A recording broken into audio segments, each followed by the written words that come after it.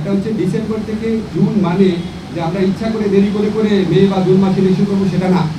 December থেকে June মানে হচ্ছে ডিসেম্বর থেকে জুনের মধ্যে যত তাড়াতাড়ি সম্ভব।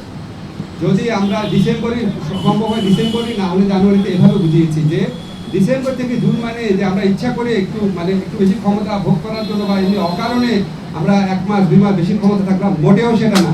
ডিসেম্বরে থেকে জুনের মধ্যে যত তাড়াতাড়ি সম্ভব।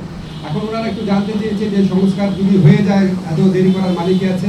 আমরা ব্যাখ্যা করে বুঝিয়েছি জুলাই চার্টার প্রণীত হলেও যে প্রয়োজনীয় আইনগত ব্যবস্থা, নীতিগত ব্যবস্থা সেগুলি গ্রহণ করতে মাঝে মাঝে সময় লাগে। যেমন একটা এক্সাম্পল দিয়ে বলেছি যে ডিজিটাল সুরক্ষা আইন, এটা আমরা 23 বার ড্রাফট করেছি বিভিন্ন অংশীজনের মতামত নেওয়ার জন্য, এবং বেশ কয়েক মাস সময় লেগেছে। সেজন্য আমরা বলছি আমরা তো পিন পয়েন্ট করতে পারবো না জুলাই চার্টার প্রণীত হওয়ার পর কোন আইনটা কতদিনে হয়ে যাবে, কারণ আমরা তো অংশীজনের সাথে কথা বলবো, ব্রড কনসালটেশন ভিত্তিতে করবো। আরেকটা বিষয় আমরা বলেছি যে আমাদের তো একটা জনগণের তো একটা আকাঙ্ক্ষা আছে যেটা আমরা বিচার করে যাই। আজকে বাংলাদেশে এত হাজারের বেশি তরুণ জীবন দিয়েছে, আর প্রায় 50-60 হাজার মানুষ আপনার শারীরিকভাবে পার্মানেন্টলি ক্ষতিগ্রস্ত হয়েছে, চোখ হারিয়েছে। তাদের যে বিচারের যে দাবি, এটা তো এই গণ অভ্যুত্থানের অন্যতম প্রধান আকাঙ্ক্ষা আছে। আমরা যদি কোনো বিচার না করে যাই, কোনো বিচার না করে আমরা যদি ইলেকশন দিই, আমরা মানুষের কাছে এবং নিজের কাছে জবাব দেবো কীভাবে? ফলে শুধু ইলেকশনটা সংস্কার, নির্বাচন, ইলেকশনের ব্যাপারটা সংস্কার, বিচার এবং আমাদের সরকারের গৃহীত কিছু পদক্ষেপের উপর নির্ভর করে। এই জন্যই ডিসেম্বর থেকে জুন টাইমলাইনটা বলা হয়। কিন্তু আমরা ক্যাটাগরিক্যালি বলেছি এটা কোনোভাবেই জুনের বেশি যাবে না।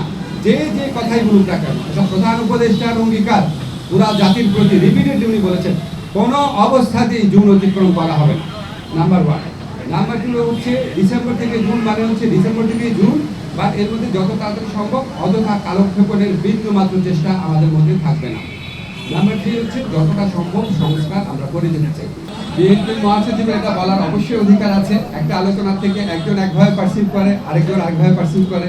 আমার কাছে ওনাদেরকে দেখে হ্যাপি লেগেছে। যখন আমাদের ডায়লগটা শেষ হয়েছে মনে হয়েছে ওনাদের মনে যে প্রশ্ন ছিল এগুলো অনেক কিছু উত্তর ওনারা পেয়েছে। আমার কাছে এটা মনে হয়েছে, কখনো ভাইয়ের কাছে অন্যরকম মনে হতে পারে। ওনারা এই সমস্ত আশঙ্কার কথা বলেছেন, আমরা আমাদের মতো বলেছি যে সমস্ত আশঙ্কার কোনো রকম কারণ নাই। এসব ব্যাপারে আমরা সচেতন আছি। আমরা অত্যন্ত রেসপেক্টফুলি ওনাদের মতামত আমরা বিবেচনায় নিয়েছি।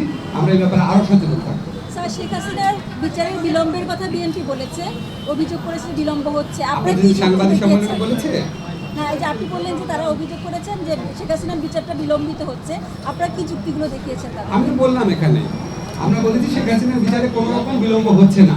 আপনারা একটা কিছু খেয়াল করে দেখবেন, শেখ হাসিনার সরকার যখন জামাতে ইসলামের লিডারদের একটা খুবই প্রশ্নবিদ্ধ বিচার করেছিলেন, এবং ওই বিচারে অ্যাভারেজ টাইম লেগেছে 2.5 বছর।